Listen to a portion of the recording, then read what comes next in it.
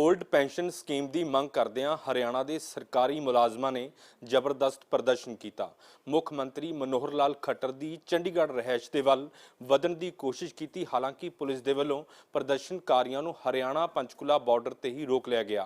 प्रदर्शनकारियों के उत्ते वाटर कैनन की भी वरत हुई है। मुख मंत्री खट्टर की रिहाइश वल कूच, प्रदर्शनकारियों ते मारियां गईयां पानी दियां बुछाड़ां, हंजू गैस ते छड्डे गए गोले ते लाठीचार्ज का भी किया गया इस्तेमाल।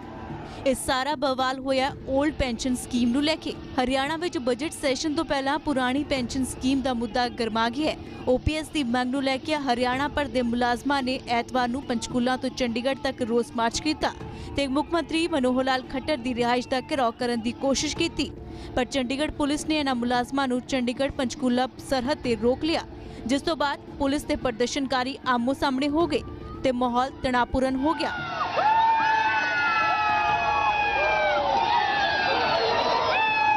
प्रदर्शनकारियों नूं रोकण दे लई पुलिस ने पानी दियां बुछाड़ां मारियां, हंजू गैस के गोले छड्डे गए ते लाठीचार्ज का इस्तेमाल भी किया गया।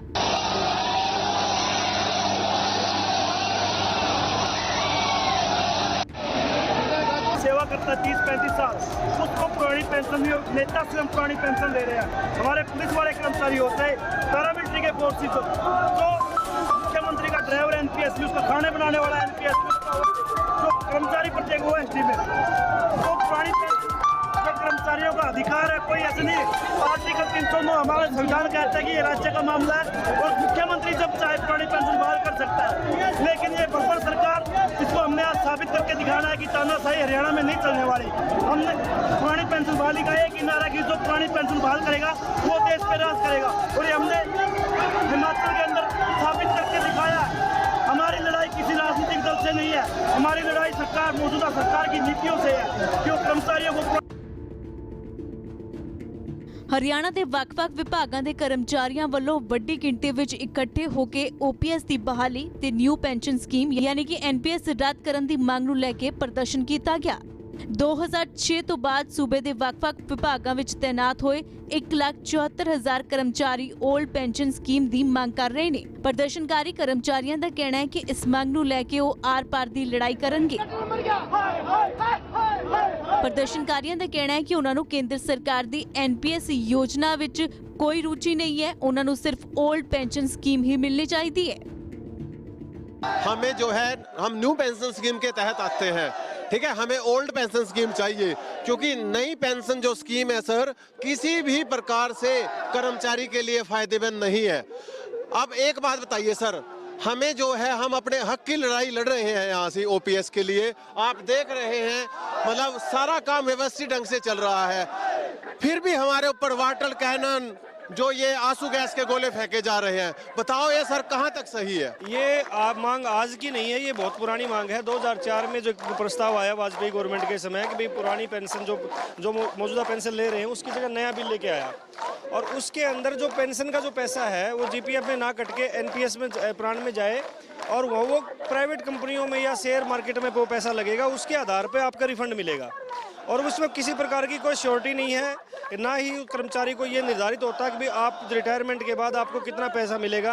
एक कर्मचारी अगर 25-30 साल तक सर्विस करता है तो भी उसकी 2,500 से लेकर 5,000 रुपये तक की पेंशन बड़ी मुश्किल से बन पाती है, और ये मांग काफ़ी लंबे समय से पूरे प्रदेश में, पूरे देश में चली हुई है, और इस मांग को लेकर लगातार कर्मचारी संघर्षरत रहे, और 5 स्टेट ने ये इस पुरानी पेंशन को लागू कर चुके हैं, और वो न्यू पेंशन को नकार चुके हैं वो।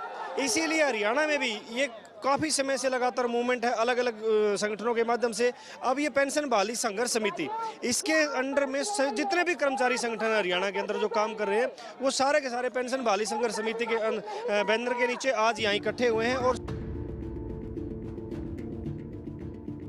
हरियाणा के गवांढी सूबे राजस्थान ते हिमाचल प्रदेश विच OPS लागू हो चुकी है, जदों कि पंजाब दी मान सरकार ने भी OPS जल्द लागू करने का ऐलान कर दिता है, जिस दी तर्ज ते हुण हरियाणा के कर्मचारी भी सूबा सरकार खिलाफ संघर्ष करने की चेतावनी दे रहे हैं। खट्टर सरकार है वो तानाशाही पे उतर आई है।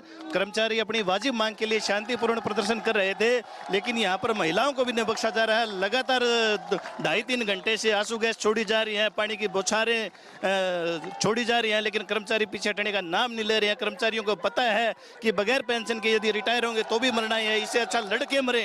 आप देखेंगे कि एक गटर की सफाई करने वाला कर्मचारी है, उसकी पेंशन नहीं है। एक बीएसएफ का जवान जो माइनस डिग्री में देश की सेवा करता है, उसको पेंशन नहीं है। लेकिन ये नेता लोग हैं 5-5 पेंशन लेते हैं। यहाँ तक हो तो गनीमत हो, जो नेता सजा याफ्ता है, जेल में पड़े हैं, वो भी 5-5 पेंशन उठा रहे हैं। ये कैसा लोकतंत्र है? और यदि ऐसा ही लोकतंत्र है तो ये लोकतंत्र किस काम का है? ये अपने आप में एक सवाल है।